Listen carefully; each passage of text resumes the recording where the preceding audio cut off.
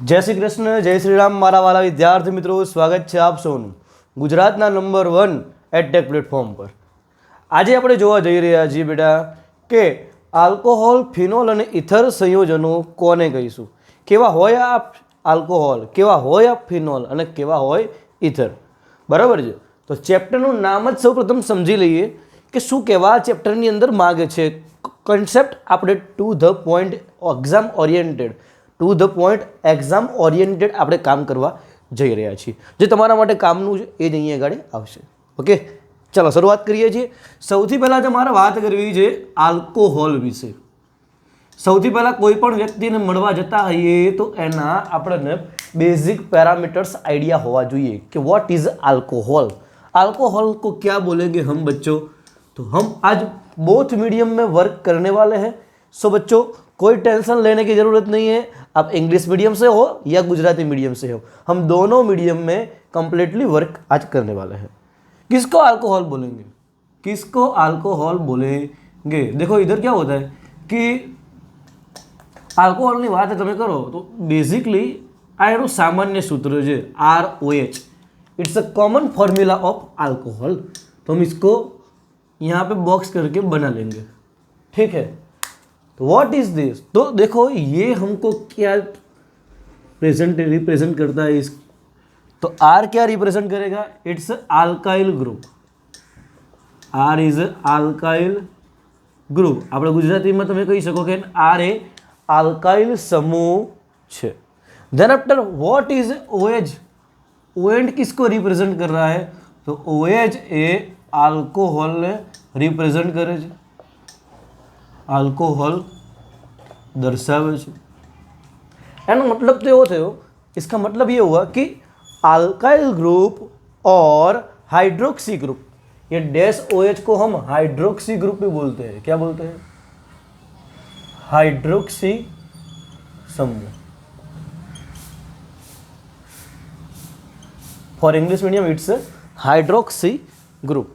हम इसको ऐसे डिफाइन करते हैं, हम इसको ऐसे डिफाइन करते हैं बच्चों कि इसमें क्या हमको आएगा। अभी बात जो हम करने जा रहे हैं वो बात बहुत ही सिंपल एंड एग्जाम ओरिएंटेड है, जो आपको समझनी है, ठीक है। तो अभी उस बात के लिए हम जो काम कर रहे हैं वो काम है एकदम सिंपल सा, वो है कि R मीन्स तुम कोई भी अल्काइल ग्रुप ले सकते हो, dash CH3, dash CH2 CH3, dash CH2 CH2 CH3,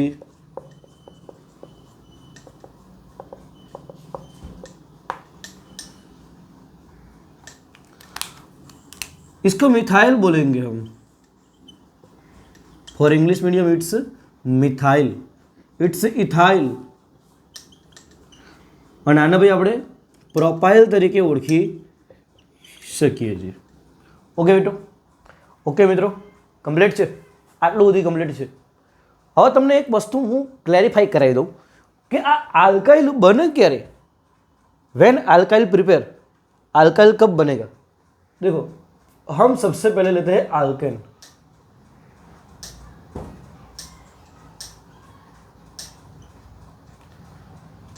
alkane में से एक हाइड्रोजन को हम रिमूव करेंगे, हाइड्रोजन रिमूव, कितने 1 हाइड्रोजन। तो एक हाइड्रोजन ने આપણે શું કરીએ છે, दूर करिए, 1 हाइड्रोजन रिमूव और एक हाइड्रोजन ने આપણે दूर करिए, तो થઈ શું જશે, अल्काइल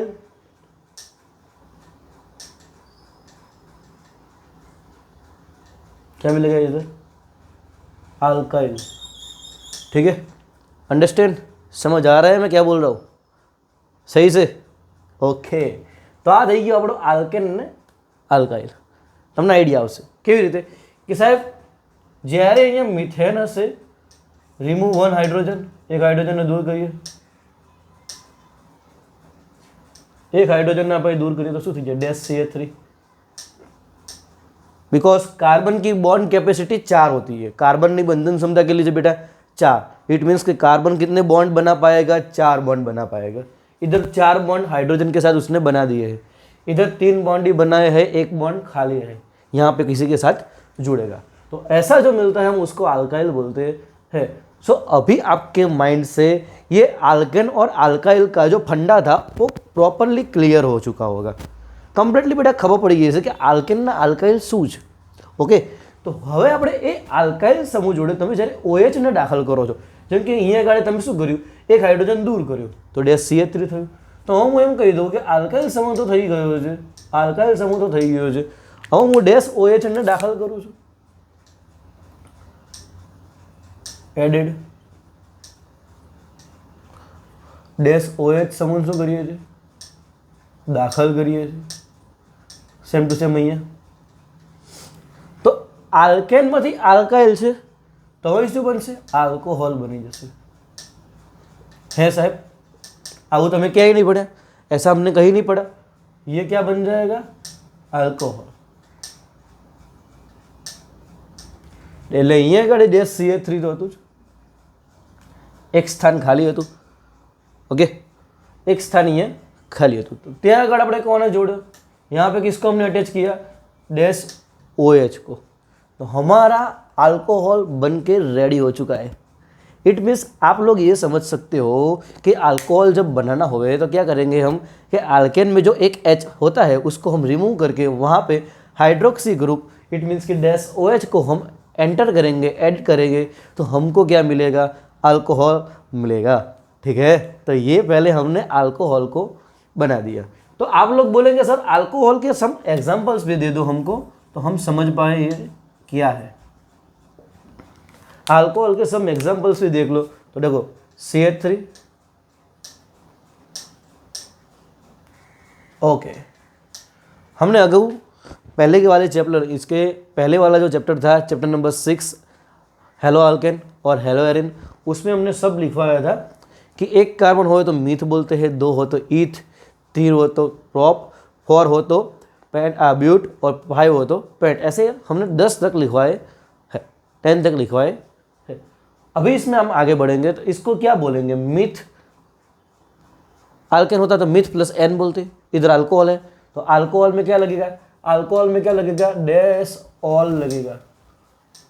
ओके, तो इधर हम मिथेनॉल बोलेंगे।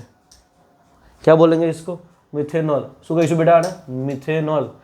बोला है मिथेनॉल नहीं, क्योंकि सर इधर तो 2 कार्बन है, हमारे कितने कार्बन है, 2 कार्बन, 2 यानी कि ईथ आएगा तो इथेनॉल होगा ना। वेरी गुड, तो इसको क्या बोलेंगे हम, इथेनॉल बोलेंगे। क्या बोलेंगे बेटा, इथेनॉल। ऐसा देखा करो तुम, इथेनॉल बन जाएगा ये। ठीक है, अंडरस्टैंड, समझ आ गया इतना, क्या बोलते हैं हम, क्या नहीं। अभी कोई ऐसा लिख देवे तो, हाँ सर, कोई ऐसा लिख देवे तो बोलेगा सभी ये तो फिनॉल हो गया ना। नहीं बेटा, अभी फिनॉल नहीं हुआ, ये भी साइक्लोहेक्सेन है, उसके साथ OH दाखिल हुआ है, उसके साथ OH ऐड हुआ है। तो इधर क्या बोलेंगे, साइक्लो हेक्सेन प्लस ऑल है, cyclo hexanol. For English cyclo hexanol. Okay, done है। बट अभी यहाँ पे हम इतना कर देवेंगे, अहीं આપણે ખાલી આટલું કરી દઈએ બેટા।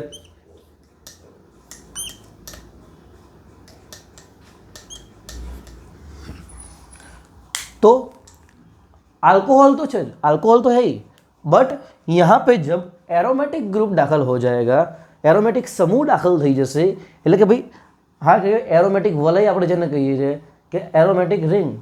ઓકે, તો એની જોડે જ્યારે OH દાખલ થાય તો ફિનોલ બની જાય છે બેટા। જેના માટે આપણે અલગથી જ ક્લાસિફિકેશન એટલે કે વર્ગીકરણ સમજવાના છીએ। બોલો, આટલું ક્લિયર છે, ડન છે। ઓકે, તો ફટાફટ બેટા તમારે કંઈ કરવાનું નથી, નાનકડું આ કન્સેપ્ટને રેડી થઈ ગયું છે આપણું। તો કન્સેપ્ટને રેડી કર્યા પછી તમારો માઇન્ડ એક જ જગ્યાએ જવું જોઈએ, શેની અંદર સાહેબ, કે આપણને જો આ ખબર પડી હોય તો એક મસ્ત એવી ચકાચક ઘૂઘરા જેવી એક कमेंट કરી દેવી। एक कमेंट बच्चों कर देनी है आपको। मैं यहाँ पे बहुत ज़्यादा लेंथ वाले लेक्चर नहीं लेने वाला, बहुत ज़्यादा लेंथ वाले लेक्चर नहीं लेने वाला, बिकॉज उसका मैंने एक रीज़न देखा है कि बच्चों को क्या होता है कि अभी 1 घंटा 1.5 घंटा 3 घंटा बैठ के पढ़ने में बहुत कन्फ्यूज़न होता है, वो इतना कांस्टेंट नहीं बैठ पाते क्योंकि माइंड सेट उनका अभी चेंज हो चुका है। पहले जैसा नहीं था, जब हम पढ़ते थे तब 3-3 4-4 घंटे हमको सर स्कूल में बैठा रखते थे। अभी कई बच्चे तो स्कूल भी नहीं जाते रेगुलर, ठीक है। तो वो सब बच्चों के लिए मैंने एक आइडिया सोचा कि हम 15 से 20 मिनट का ही लेक्चर रखेंगे। हाँ, स्टेप बाय स्टेप आपको मिलेगा कि ये लेक्चर कंप्लीट हो गया, हमारा इतना टास्क खत्म हो चुका, अभी हम उसके बाद ये दूसरे वाला टास्क करेंगे। एक टास्क कंप्लीट हुआ, हमने लिख दिया, दूसरा टास्क कंप्लीट हुआ, हमने लिख दिया। ऐसा करोगे ना बच्चा, तो चैप्टर तुम्हारा इजीली कंप्लीटली जल्दी से जल्दी बहुत अच्छे वे के अंदर कंप्लीट होने वाला है, ठीक है। तो मिलते हैं नेक्स्ट लेक्चर में, तब तक मुझे रजा दीजिए घर पे जाने की। थैंक यू, फिर से मिलेंगे। जय श्री कृष्ण, जय श्री राम।